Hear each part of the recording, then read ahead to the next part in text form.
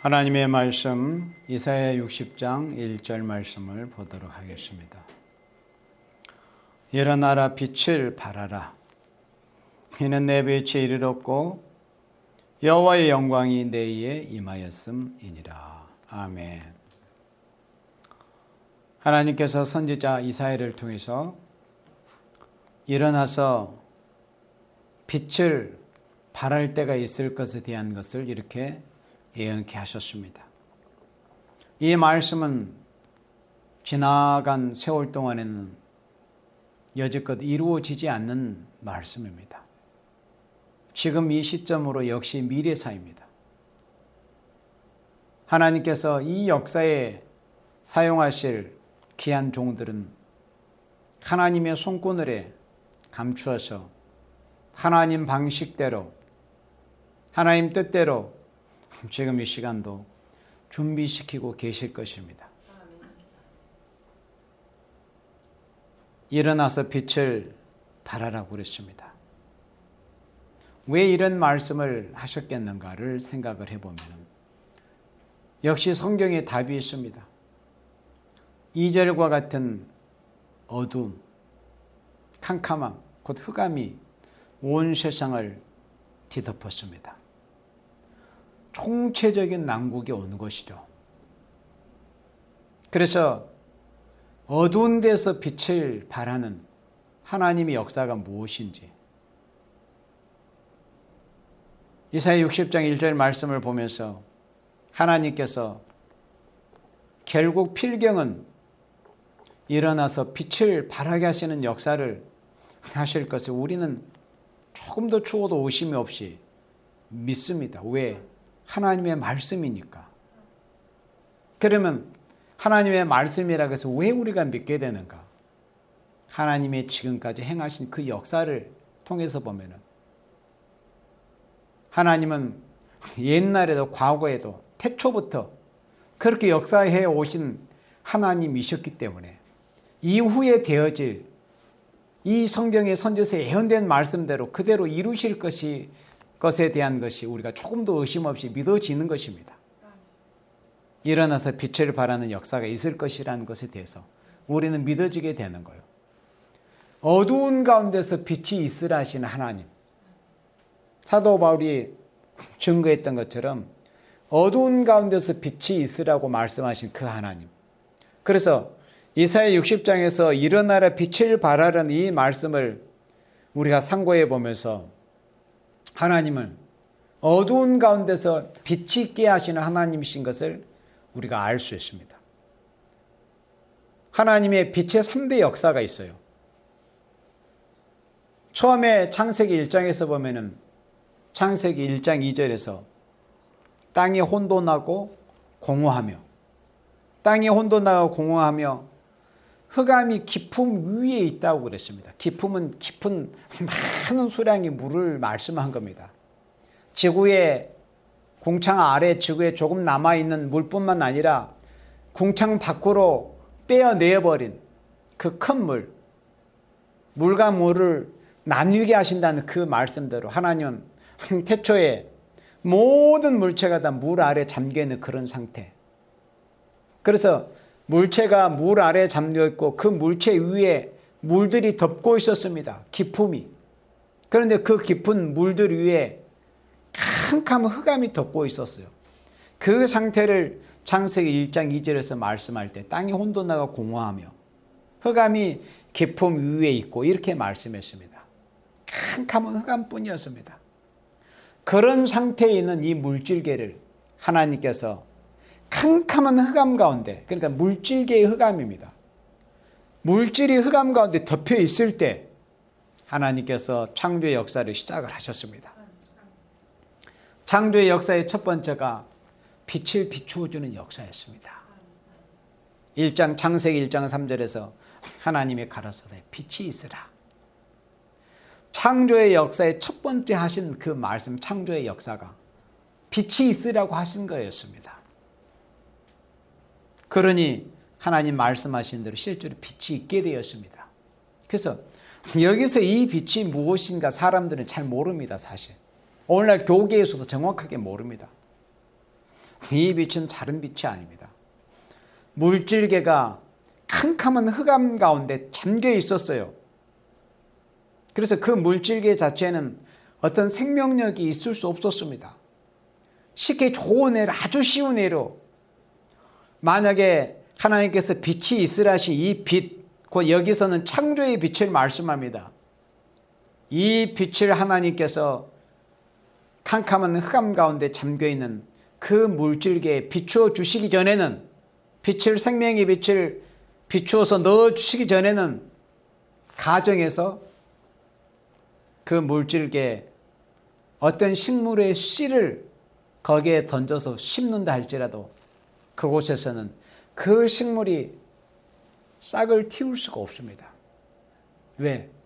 생명의 빛이 주입되기 전이었기 때문에. 그러니까 아무 생명력이 없던 거예요. 오늘날 농부들이나 사람들이 한 땅에 식물을 심고 물을 주면은 그게 어떤 아무 생각 없이 그냥 그런 땅이 자체가 어떤 능력이 있어가지고 싹을 틔우는 그렇게 생각을 합니다. 농사를 짓는 사람도 그런 걸 잘 모르죠. 사실은 그런 정도의 지식까지는 없으니까. 그러나 하나님께서 이 땅으로 하여금 식물의 씨를 싹 틔울 수 있는, 그리고 자라서 열매 맺게 하실 수 있는 그런 그 생명력을 땅에 하나님이 주입을 하셨기 때문에 그렇게 된 겁니다. 바울이 말씀한 것처럼 자신과 아볼로는 씨를 뿌리고 물을 준 것에 불과하지만 자라게 하시는 하나님이시라고 하죠. 그 비유처럼. 그래서 생명력이 없는 그냥 무기물에 불과한 그 흑암에 덮여있는 물질계에 하나님께서 빛이 있으라, 곧 창조의 생명의 빛을 비추어 주신 것입니다. 물질계가 캄캄한 새카만 어두운 가운데 잠겨 있을 때, 그로부터 시작을 해서 하나님의 위대한 창조의 역사가 시작이 된 것입니다. 하나님의 창조의 역사에, 빛의 역사의 첫 번째입니다. 그리고 하나님의 빛의 역사의 두 번째 역사는 에덴 동산에서 하나님 형상으로 지음받은 우리 조상 할아버지 아담, 조상 할머니 하와, 그 우리 조상 할아버지 할머니 부부가 하나님의 말씀 한 구절을 지키지를 못하고 간교하게 깨는 붉은 용의 그거는 옛뱀, 요한계시록 20장의 2절에서 보니까 붉은 용을 잡아놓고 보니 이 녀석이 옛뱀이었던 거예요. 에덴 동산에서 우리 조상들을 꾀었던 옛뱀. 그 옛뱀의 꾀임에 넘어가서 하나님이 금하신 선과 악을 알게 하는 나무의 실과를 따먹고 말았습니다. 그래서 우리 인간에게는 원죄가 들어왔어요. 그러므로 너는 흙이니 흙으로 돌아가라. 선악을 따먹은 그 원죄의 질이 있는 우리 인생들은 흙으로 가야 됩니다. 그리고 선악과의 질이 들어온 우리 인생들에게 이제 자범죄라는 것이 발생하기 시작을 했습니다. 가인의 모습을 통해서 볼 때 자기의 동생, 그러니까 그때 당시에 자기의 동생 아벨이 얼마나 사랑스러웠겠습니까? 그러나 그 영이 마귀 사탄에 사로잡힌 바 되면은 시기하고 질투하고, 우리 기독교인들이 정말 은혜 받으면 예수님을 바로 만나면은, 누구라도 예수님을 바로 만나고 인격적으로 바로 만나고 예수님의 은혜를 입으면은 예수님의 몸된 지체들이, 형제 자매들이, 아까 우리 집사님 그 간증했던 것처럼 어린 아이라도 하나님 앞에 아름다운 찬양을 드리고 또 하나님을 기쁘시게 해드리는 그런 말을 하면 얼마나 감사합니까? 그럼 우리가 박수 쳐주고 격려해주고 장려해주고 잘한다. 뭐 다소 부족이 보일지라도 사람이니까, 그리고 발전할 수 있다. 그래서 서로 박수 쳐주고 격려해주고 또 부족하면 보충해주고 보완해주고 함께 힘을 합할 게 없을까? 이런 모습을 보이는 것이 참된 그리스도인들의 모습인데, 오늘의 그리스도인들의 모습을 봐보세요. 시기하고 질투하고 자신은 그렇게 하지도 못하면서 나라를 위해서 싸우는 분들을 폄훼하고, 깎아내리려고 그러고, 자신은 그의 열의 한 분도 10분의 1도 못하면서 자신들은 그런 헌신과 생명을 걸고 싸우려고 하는 그런 모습을 보이지도 못하면서 시기하고 질투하고 하나님의 영광을 위해서 충성과 진실을 다하고 정말 짜바치는 그런 지체들의 모습을 보면서 부러운 마음을 가지고 나도 참 저런 하나님 앞에 저런 충성을 해봤으면 좋겠다. 나도 저런 사람이 돼. 이런 상태, 마음의 상태가 돼야지. 그저 시기하고 질투하고 그런 것은 예수님을 만난 사람들의 모습이 아니에요. 은혜 받은 사람의 모습이 아니에요. 그럼 뭐예요? 은혜 못 받은 사람이거나 예수님을 만나지 못한 사람이 모습인 것뿐입니다. 그래서 가인이 자기 동생을 돌려했을 때 쳐 죽였습니다. 자범죄가 들어왔어요. 그래서 온 인류는 죄악의 흑암, 그 자범죄 흑암에 덮여 있었습니다. 이사야 선지자가 이사야 9장, 오늘 이사야 60장을 보고 있지만 이사야 9장 2절에서 사망의 그 캄캄한 흑암 중에 인생들이 행하는 것을 말씀했습니다. 바로 그런 때 아들 예수님을 이 땅에 보내신 것이죠.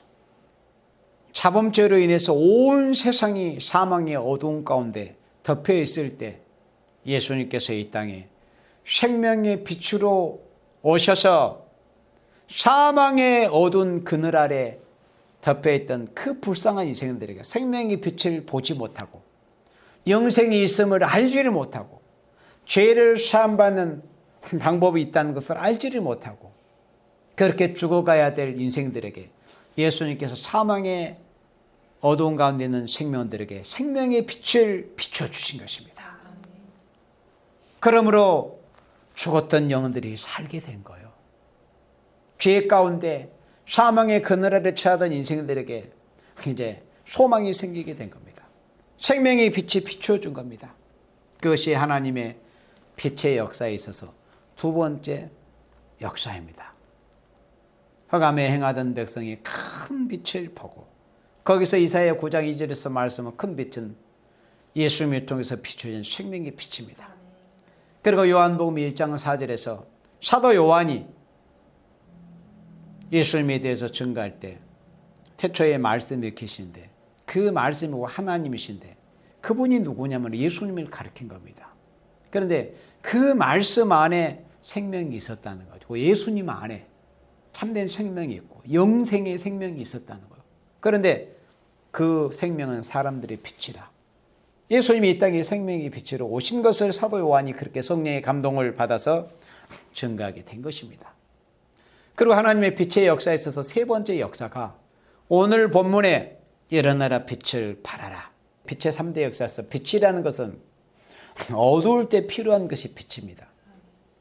그 환경이 밝다면은 굳이 빛이 필요 없습니다. 빛이라는 건 반드시 어두울 때 효력을 또는 위력을 발휘할 수 있는 것이 바로 빛이지 않습니까? 하나님의 빛의 역사에서 세 번째는 오늘 이사야 60장 1절에 일어나서 빛을 발하는 역사.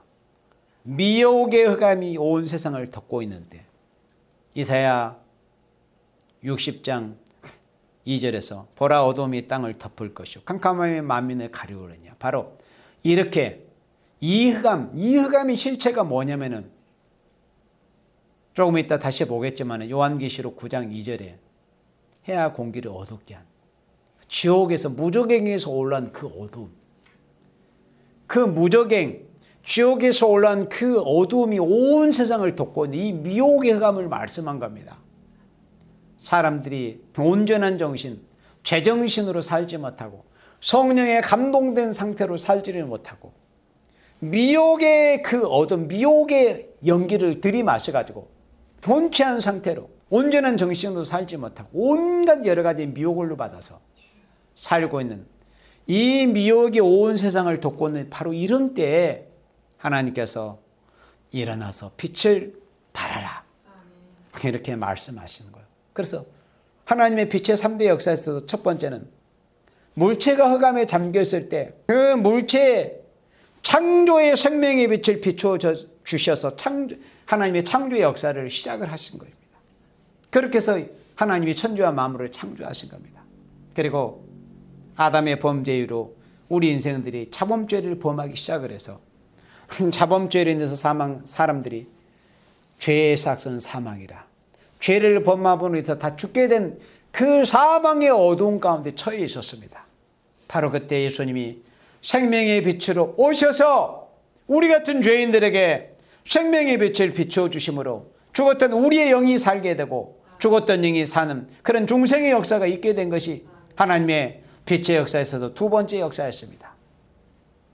그리고 이제 마지막 하나님의 빛의 역사, 세 번째 역사는 미혹의 흑암이 이사야 60장 2절에 여기의 말씀처럼, 또 이사야 9장 2절의 말씀처럼 미혹의 흑암이 세상을 덮고 있는데 하나님께서 말씀의 빛을 비추시는 역사, 말씀의 빛을 비추시는 이 하나님의 빛의 3대 역사가 있을 것을 말씀을 한 겁니다. 그리고 다시 본문 1절에 일어나라 빛을 발하라, 이는 내 빛이 이르렀고 여호와의 영광이 내 위에 임하였습니다. 여기서 내 위는, 너는 바로 이스라엘 아닙니까? 이 이스라엘이 어떤 이스라엘입니까? 이사야 59장에서 죄가를 떠난 그런 이스라엘, 곧 요한계시록 7장에서 입맞은 이스라엘입니다. 이사야 43장에서 물과 불의 피해를 당치 않는, 불에도 어떤 물에도 피해를 당치 않는 그런 입맞은 종들, 권세받은 종들, 곧 입맞은 이스라엘을 말씀한 겁니다. 모두가 다 이스라엘이에요. 각 시대마다 이스라엘의 개념이 다르다고 그랬습니다. 이스라엘의 정의가. 이스라엘의 원조인 야곱, 우리 믿음의 선진 조상 야곱은 개인 이스라엘이었습니다. 그의 12 아들을 통해서 이루어진 이스라엘은 민족적인 이스라엘이었습니다. 그리고 예수님 오신 이후에 누구든지 그리스도를 믿으면 아브라함의 자손이 되는 말씀처럼 우리는 표면적 유대인, 표면적 이스라엘이 아니고 우리가 속사람이 이스라엘이 된, 속사람이 유대인이 된 이면적 유대인 이스라엘이 된 겁니다. 그래서 전 세계 지금 현재로 예수 믿는 이스라엘은 어떤 이스라엘이냐? 민족적인 혈통적인 이스라엘도 아니요, 입맞은 이스라엘도 아닙니다. 어떤 이스라엘입니까? 영적인 이스라엘입니다. 그런데 영적인 이스라엘 중에서, 믿는 자들 중에서 마지막 때에 예수 바로 믿는 자들 중에서 입맞은 이스라엘 14만 4천이 이제 앞으로 하나님께 인정받는 종들이 나옵니다. 그 이스라엘을 통해서 동방에서부터 전해질 이 말씀의 빛의 역사, 이 빛의 역사가 있을 것을 이사야 60장 1절에 이렇게 말씀했습니다. 그래서 여기서 빛을 발하라는 것은 다른 빛이 아닙니다. 창세기 1장에서 이 생명 있는 물체에 비추시는 생명의 창조의 빛도 아니요, 그 영이 죽어있는 상태에 있는 사망의 어두운 가운데 처해있는 생명들에게 비추는 생명의 빛도 아니요, 그 빛은 이미 받은 생명들입니다. 그 빛은 기본적으로 여기서 이사야 60장 1절에서 빛을 말씀한 것은 말씀의 빛이요, 그래 하나님의 백성이지만은 이미 예수 믿고 생명의 빛을 받아서 영은 중생을 받아서 산 영이 된 상태에 있는 생명일지라도 미혹의 흑암을 들이마시면, 미혹의 흑암을 받게 되면 미혹된 상태에 있게 되는 거예요. 그래서 엉뚱한 무슨 동성을 말하고 다른 종교도 표용해야 된다는 이런 헛소리를 짓거리고 이렇게 말하는 거예요. 그리고 굳이 뭐 하나님의 말씀 우리가 지켜야 되느냐, 굳이 예수님만을 믿어야 되느냐, 그래 굳이 예수님만 믿어야죠. 그런데 그렇지 않는 온갖 미혹들이 오늘날 교회들을 뒤덮고 있습니다. 이것이 바로 미혹의 흑암에 덮여있는 상태이고 모습입니다. 이럴 때 말씀의 빛을 비춰주는 역사가 이 동방 땅끝 해돋는 편에서부터 시작이 된다는 거예요. 일어나서 빛을 발하는 역사, 요한계시록 7장 2절에 다른 천사가 하나님 인을 가지고 해돋는 곳으로부터 올라와서 우리가 우리 하나님의 종들의 이마에 인치까지 땅이나 바다나 나무나 해하지 말라, 그 역사. 그러니까 60장 1절의 이 말씀은 요한계시록 7장 2절의 말씀과 똑같은 시점의 말씀이에요. 똑같은 말씀이라고 보시면 돼요. 일어나서 빛을 발하라, 이 말씀의 빛을 발하는 역사가 있게 됩니다. 지금 이 나라는 총체적인 어려움에 있습니다. 이 나라뿐입니까? 전 세계 교회, 그리스도인들이 여러 가지 어려움을 당하고 이 신앙의 난제, 사상의 난제로 어려움들을 다 겪고 있습니다. 이것은 어떤 정치 체제 개편으로 약간의 유익은 되고 도움은 될 수 있지만은 근본적으로 문제가 해결이 되는 게 아니에요. 모든 문제의 근본적인 해결은 다 성경에 있다고 말씀을 했습니다. 이런 어떤 빛을 발하는 역사가 있는데 내 빛이 이르렀고 여호와의 영광이 너희에 임하였으며 내 이유에 임하였습니다. 여호와의 영광이 동방에서부터 해돋는 편에서부터 임맞은 종들이 하나님의 증인의 권세를 받아서 말씀을 증거할 때 그 여호와의 영광이 너의 이유에 임하게 된다는 거예요.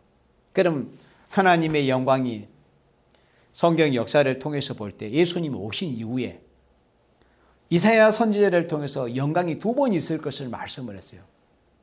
주님의 몸된 교회도 2번 세워질 것을 말씀을 했고 오순절 성령의 역사를 통해서 또 마지막 때 요엘 2장 29절에 남종과 여종들의 또다시 구하시는 역사를 통해서 교회가 2번 일어납니다. 그런데 하나님의 영광도 예수님이 오신 때로부터 2번에 걸쳐서 나타나게 될 것을 말씀을 했어요. 그러면 여호와의 영광이 너의 이유에 내 이유에 임하였습니다. 그러면 처음 영광은 어디서 보느냐? 이사야 40장 5절에서 하나님께서 이사야를 성령의 감동해서 말씀하게 하실 때 이사야 40장 5절에서 여호와의 영광이 나타나실 것에 대한 예언을 하게 하셨습니다. 그런데 이사야 40장 5절에 그 영광이 나타난다는 말씀이 이미 이루어진 말씀이 된 겁니다. 지금도 이루어져 가고 있고 이미 이루어진 말씀입니다. 이사야 40장 5절의 말씀은 여호와의 영광이 나타나는데 그 영광은 어떤 영광이냐? 모든 육체가 그것을 함께 본다. 이 말씀이 요한복음 1장에서 예수님을 통해서 이루어진 것을 볼 수 있습니다. 예수님이 말씀이 육신이 돼서 성육신 하시는 그 모습을 통해서 하나님의 영광이 나타난 거예요. 그러니까 이사야 40장 5절의 이 영광은 죄인을 부르실 때의 영광입니다. 죄인을 부르심으로 해서 얼마나 하나님의 영광이 나타납니까? 죄인들이 예수님께로 돌아오는 그 역사를 통해서 얼마나 기쁨이 있고 하나님께 영광이 되었습니까? 빌립이 그렇습니다. 하루는 주님 주여 아버지를 우리에게 보이소서. 그러니까 빌립이 물론 모르고 한 질문이죠. 어리석은 질문이냐 모르니까. 그걸 굳이 어리석다고만 할 수는 없잖아. 모를 때는 우리도 다 그렇게 할 수밖에 없어요. 아버지를 보여달라고. 빌립아 나를 보지 않았느냐. 그러니까 예수님 자신을 본 사람들은 아버지를 본 것과 똑같다는 거. 아버지의 영광을. 왜? 아버지의 영광으로 오셨으니까. 예수님께서. 또 예수님은 아버지의 본체이시니까. 나를 본 자는 아버지를 본 것과 똑같다. 그러니까 예수님을 통해서 예수님의 그 영광을 본 생명들은 아버지의 성부 하나님의 영광을 본 것과 똑같게 된 거예요. 그래서 이사야 40장 5절에 여호와의 영광이 나타나고 모든 육체가 그것을 함께 보리라 하신 이 말씀은 예수님이 초림주님으로 이 땅에 오셔서 죄인을 부르러 오실 때 죄인을 부르실 때 예수님을 통해서 하나님의 영광이 나타날 것을 이렇게 말씀을 한 겁니다. 이렇게 해서 죄인을 부르실 때 여호와 하나님의 영광이 예수님을 통해서 처음 한번 이렇게 나타날 걸 예언하시는데 여기 오늘 말씀에 이사야 60장 1절의 말씀은 이사야 40장 5절의 그 영광과는 시간대가 다르다는 것을 알아야 돼요. 일어나서 빛을 발하라. 이사야 40장 5절을 통해서 예수님을 통해서 하나님 아버지의 영광이 한 2000년의 기간에 걸쳐서 각 지역에서 예수님이 영접하는 생명을 통해서 하나님의 영광이 나타났는데 이제 미혹의 어감이 온 세상을 덮어가지고 그 영광을 가려버리는 이런 시대가 된 겁니다. 바로 그런 때 다시 한번 우리 하나님 여호와께서 이 인간 동말에 다시 한번 여호와의 영광을 나타내 주신다는 거예요. 어떤 방법을 통해서? 말씀의 빛을 발하는 이 역사를 통해서. 그래서 일어나라 빛을 발하라. 그는 내 빛이 이르렀고 여호와의 영광이 너의 임에 임하였습니다. 여호와의 영광이 뇌에 임하였습니다. 죄인을 부르러 오신 그 메시아 예수님을 통해서 그 역사, 죄인을 부르시는 역사를 통해서 처음에 은혜 시대를 역사에 하나님의 영광이 나타났습니다. 이제는 이 인간 종말에 죄인된 생명들이 예수님께 돌아와서 그 은혜를 입어 하나님의 영광을 나타냈는데 이 붉은 공중권세를 잡고 있는 붉은 용의 세력들이 붉은 짐승의 정권이 거짓 선지자들을 앞세워서 거짓된 자들을 앞세워서 진리를 훼손시키고 구원의 길을 해파하는 이런 미혹의 흑암을 온 교회 온 세상에 침투시켰습니다. 그래서 하나님의 말씀을 바로 믿지 못하게 만들고 하나님의 말씀을 바로 지켜 행하지 못하도록 만들게 하는 이런 미혹의 흑암이 온 교회 온 세상에 꽉 들어찼는 이런 때 일어나서 빛을 발하게 하는 이런 역사가 있게 될 것을 말씀을 한 것입니다. 그러므로 하나님의 영광이 나타난다. 말씀의 빛을 발하는 이 역사를 통해서 다시 한번 인간 종말에 여호와의 영광이 나타나는 이런 역사가 있게 될 것을 이렇게 말씀을 했습니다. 그리고 이제 2절 봅니다. 이사야 60장 2절에 보라 어둠이 땅을 덮을 것이며 캄캄함이 만민을 가리우려니와 오직 여호와께서 내 위에 임하실 것이며 그 영광이 내 위에 나타나리니 1절에서도 여호와의 영광이 내 위에 임하였습니다. 2절에서도 그 영광이 내 위에 나타나리니 그랬습니다. 자, 이렇게 어둠이 땅을 덮고 캄캄함이 만민을 가리는 이런 때가 있을 것이라는 것을 지금으로부터 2700년 전에 하나님께서 이사야 선지자를 통해서 예언케 하신 거예요. 그런데 이 말씀이 이렇게 지금 이루어지는 시대가 되어버렸습니다. 안타깝게도 불행하게도. 캄캄함의 만민을 가리는 이런 흑암 시대, 어두움의 시대.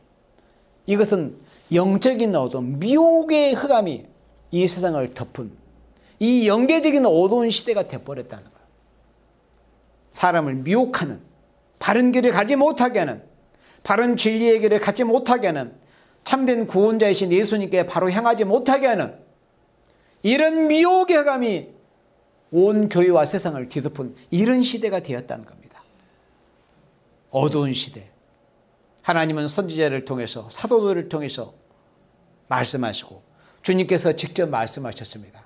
그래서 여러 사도들도 예수님이 재림하시는 때는 어두운 시대다. 밤의 도적같이, 그러니까 밤에, 그 밤은 지금 낮과 밤, 24시간의 절반은 그 낮이 아니고 그 밤이 아니에요. 영적인 시대적인 밤, 바로 요즘과 같은 이런 시기에, 이런 시대에 주의 날이 밤에 도적같이 임할 것이다. 도적은 밤에 많이 들어오잖아요. 낮에 들어오면 사람들한테 발각되니까. 그래 예수님이 오실 때도 밤과 같은 그런 세상이 될 때 오신다는 거예요. 영적인 밤, 미혹이라는 어둠이 이 세상을 꽉 뒤덮고 있는 이런 상태에서 예수님이 도적과 같이 오신다는 것을 말씀했습니다. 이사야 60장 2절의 말씀처럼 어둠이 땅을 덮고 캄캄함이 만민을 가리우는 상태, 이런 미혹의 감이 세상을 덮고 있을 때 곧 주의 날이 밤에 도적같이 이르게 될 것이다. 그리고 예수님께서 마태복음 25장에 열천의 비유를 말씀하실 때 밤에 신랑이라는 음성이 들린다고 그랬어요. 마태복음 25장 6절에 밤중에 소리가 난다고 그랬습니다. 밤중에 소리가 나, 낮에 소리가 난 게 아니라. 그리고 실제로 유대인들은 밤중에 결혼식을 한다고 그랬잖아요. 그러니까 하나님께서 원대한 그런 섭리를 이루시기 위해서 그 유대인들의 풍습을 밤에 결혼을 하도록 하신 거예요. 이런 말씀을 증거하게 하시기 위해서. 그러나 사람들 그걸 모르죠. 그리고 하나님 중심으로 모든 걸 봐야 되는 거, 모든 되어진 일들은. 그래서 밤중에 소리가 나서 신랑이로다. 밤에, 신랑은 밤에 오게 돼 있어요. 유대인들의 풍습처럼 밤중에. 이 밤이 도대체 무슨 밤이에요? 실제로 유대인들은 밤중에 결혼을 했었습니다만은 여기서 마태복음 25장 6절에서 말씀하신 예수님께서 이 말씀의 진 의미는, 바른 의미는 밤중에고 시대적인 밤, 모두가 다 하나님의 백성들, 등불을 들었던 슬기로운 다섯 처녀마저도 졸고 있었잖아요. 미련한 다섯 처녀는 물론 이거니와 왜 신랑이 더디 오시니까. 슬기로운 다섯 처녀들마저도 졸고 있는 이런 상태. 미혹의 흑암의 연기를 들이마셔가지고 그런 영적인 밤, 미혹의 흑암, 미혹이 온 세상을 덮고 있는 밤중 같은 세상에 신랑이 오신다는 겁니다. 바로 이런 때. 그리고 요한계시록 9장 2절 우리 다 같이 보도록 합니다. 요한계시록 9장 2절. 그러니까 선지서와 신약성경의 말씀, 예수님이 밤중에 오실 것이라는 것에 대한 모든 말씀을 다 합해놓은 것과 같은 종합편이라고 할 수 있는 요한계시록 9장 2절. 이 말씀대로 지금 이 세상이 이렇게 그대로 되어버렸습니다. 이사야 60장 2절 말씀이 곧 요한계시록 9장 2절 말씀과 똑같은 말씀, 똑같은 시기에 똑같이 이루어지는 말씀에 대한 예언입니다. 이사야 9장, 요한계시록 9장 2절에 해가 무저갱을 여니 그 구멍에서 큰 풀무의 연기 같은 연기가 올라오매 해와 공기가 그 구멍의 연기로 인하여 어두워지며 그랬습니다. 무저갱에서, 그러니까 지옥에서 밑바닥이 없는 굴, 무저갱, 지옥이죠. 무저갱을 여니 그 구멍에서 큰 풀무에 쇠를 녹여버리는 그 풀무와 같은 아주 독한, 그 풀무에서 올라오는 그 연기가 얼마나 뜨겁겠습니까? 뜨겁고 독합니까? 쇠를 녹이는 그런 고열 가운데서 올라오는 연기예요. 풀무의 연기 같은 연기가 올라옵니다. 사람들을 죽여버리는 연기입니다.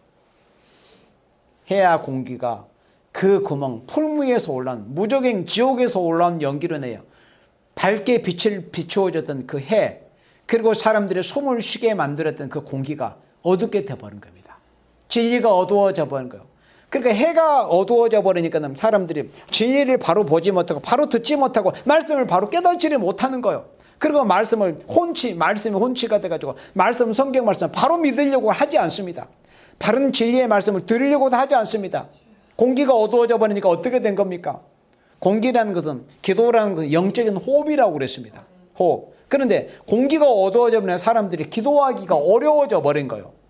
그러니까 사람들이 이 핑계 저 핑계로 기도하지 않으려고, 나는 시간이 없어, 나는 피곤해, 나는 여건이 안 돼, 이런 말을 앞세워가지고 핑계를 앞세우는 상태가 뭐냐면은 영적으로 해야 공기가 어두워진 그 흑암을 들이마신 영적인 상태가 되어버렸기 때문에 그 흑암을 들이마신 사람의 그 영적인 심령 상태에서 내뱉어지는 말들이, 내가 시간이 없어서 기도 못하겠습니다, 피곤해서 기도 못하겠습니다, 어째서 바빠서, 이런 말들을 하게 되는 겁니다. 그것이 뭐예요? 어떤 상 영적으로 해야 공기가 어두워지는 이 흑암의 연기를 들이마셔버리는 영적인 상태를 입으로 그렇게 내뱉은 겁니다.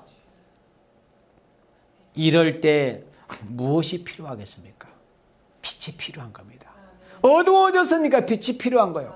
그래서 오늘 본문 말씀에 일어나라 빛을 발하라고 하신 말씀은 바로 요한계시록 9장 2절처럼 무저갱 지옥에서 올라오는 그 시커먼 연기로 인해서 해와 공기가 어두워진 그런 상태에서, 또 이사야 60장 2절에서 캄캄함이 만민을 가리우고 어둠이 땅을 덮고, 이런 상태에서 필요한 것이 뭐냐면 빛입니다. 빛. 그런데 그 빛은 어떤 빛이냐면 바로 말씀의 빛입니다. 말씀의 빛. 작은 책, 예언의 말씀을 읽고 두고 지켜야 된다는 그 선지자를 통해서 경고하신 그 말씀을 줄여가지고 조직적으로 보여주신 이 요한계시록의 말씀, 예언의 말씀, 그러니까 예언의 말씀의 빛을 비추는 이런 역사를 통해서 이사야 60장 2절에 캄캄함이 만민을 가리우는 상태, 그리고 요한계시록 9장 2절의 말씀처럼 해와 공기가 어려워진 이런 상태, 이런 총체적인 난국을 해결할 수 있는 것은 바로 말씀의 빛의 역사가 나타남을 통해서 이런 모든 총체적인 난국이 해결이 된다는 이런 말씀이에요.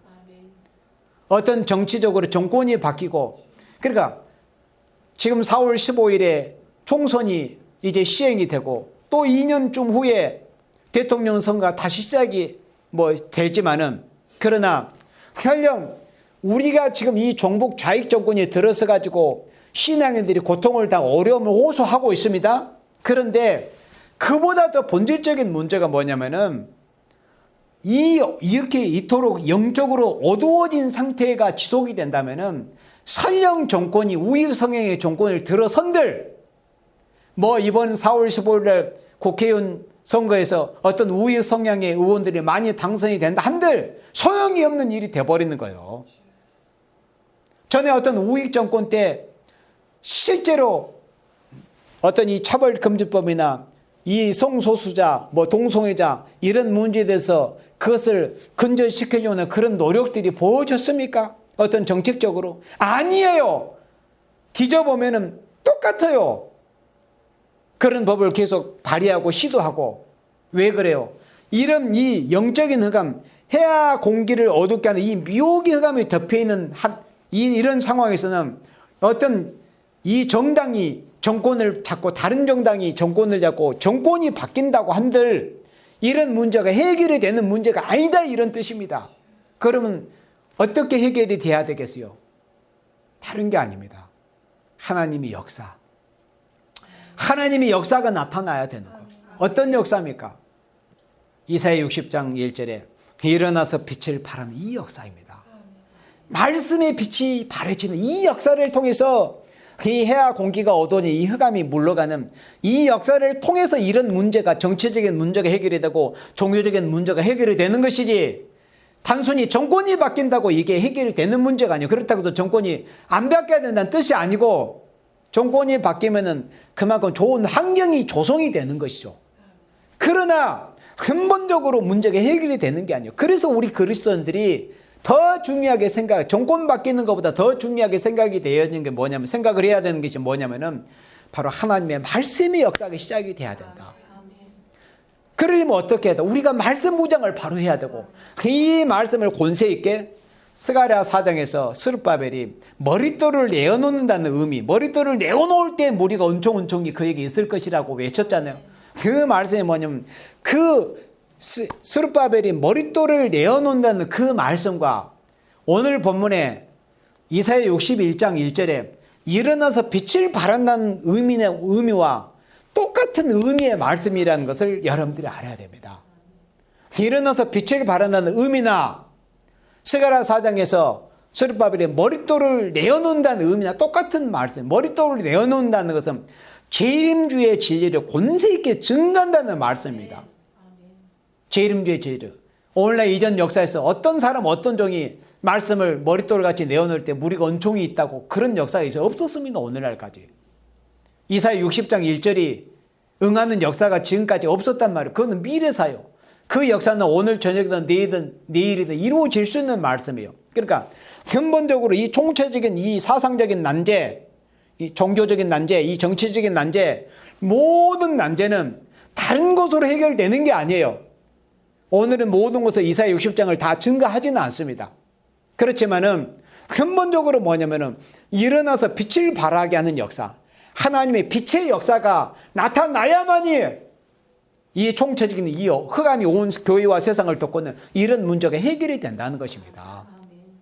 그 말씀의 빛의 역사가 나타남으로 어떤 결과들이 이제 빚어지게 열매 맺게 되느냐 하는 것을 3절 이후에서 쭉 말씀을 한 겁니다.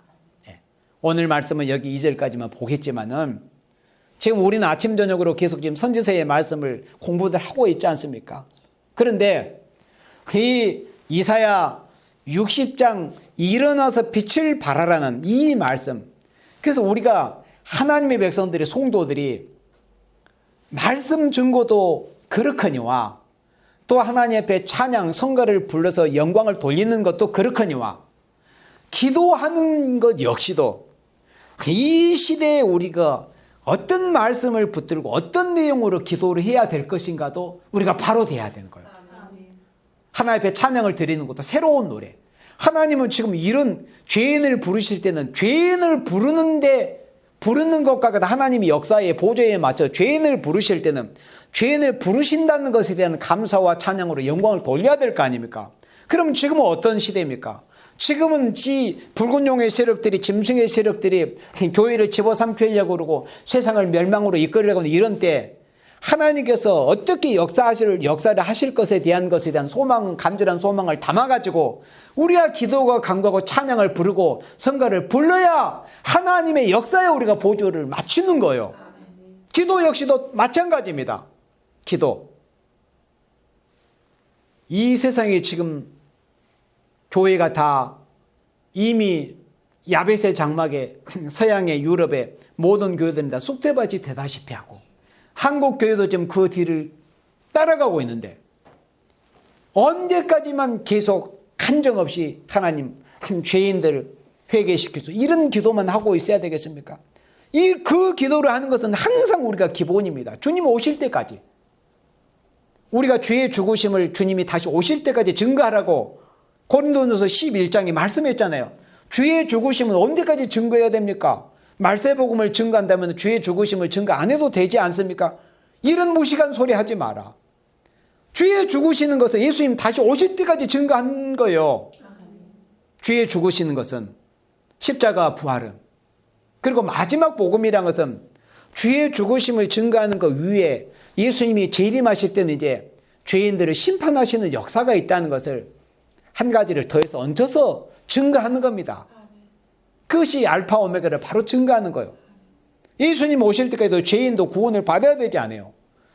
죄인된 인생들이 예수 믿고 의롭게 되어서 이제는 다시 오실 재림 예수님을 맞이할 준비를 갖추자는 것이 이 마지막 복음을 증거하는 큰 취지가 아닙니까? 그래서 이 마지막 시대는 모든 많은 난제가 있고 인간은 인간으로 해결할 수 없는 난제들이 산같이 쌓여 있어요. 그러면 이럴 때 근본적으로 모든 문제를 해결할 수 있는 것은 무슨 정치가 개편이 되고 어떤 자의 말처럼 또 뭐 종교가 좀 약간의 각성 이런 정도가 되는 것이 아니라 이사야 60장 1절 말씀처럼 일어나서 빛을 발하는 말씀을 빛과 같이 햇빛과 같이 요한계시록 10장 1절에서 힘센 다른 천사가 구름을 입고 하늘에서 내려오는데 그 얼굴이 해와같이 빛난다는 그 말씀처럼 말씀을 햇빛과 같이 증거하는 이런 역사. 그럼 어디에 기준을 두어야 되느냐? 머릿돌을 내려놓을 때 무리가 은총이 있고 그리고 큰 산을 평지로 만들어버리는 이런 실질적인 역사를 나타내는 이런 말씀 증거의 역사가 있어야 이 모든 문제가 해결이 된다는 거예요. 말로만 뭐 내가 무슨 종이다, 위대한 종이다, 말씀 잘 밝히는 종이다 이런 게 아니에요. 하나님의 나라는 말이 있지 않다고 그랬어요. 증거가 나타나야 돼요. 역사가 나타나야 되는 거예요. 그런 역사가 있어야 됩니다. 그래야 난적이 해결이 되는 거예요. 그래서 지금 이 시기에 이 날의 어려운 형편, 한국교회의 어려운 형편을 보면서 또 세계의 모든 어려운 형편을 보면서 우리가 어떻게 기도하고 어떻게 말씀을 준비하고 어떻게 하나님 앞에 시대에 맞는 성가를 불러서 하나님 앞에 응답받기를 우리가 힘을 써야 될 것인가를 모든 것을 말씀 안에서 우리가 바로 정립을 해가지고 이 시대에 우리가 사명을 감당하는 모습이 바로 마태복음 25장 슬기로운 다섯 처녀의 모습이다 하는 것입니다. 그래서 아무쪼록 우리가 이제는 자다가 깰 때가 되었으니 모두 졸며 잘세 그 말씀 누구에게도 다 응하는 말씀 예수님이 하신 말씀입니까? 그러나 우리가 이제라도 지금까지라도 우리가 졸며 자고 있었다면 이제부터라도 우리가 깨어서 일어나서 빛을 발할 수 있는 귀한 사명을 감당하기를 힘쓰는 우리 모두가 되어지기를 주님의 이름으로 축원합니다. 아멘.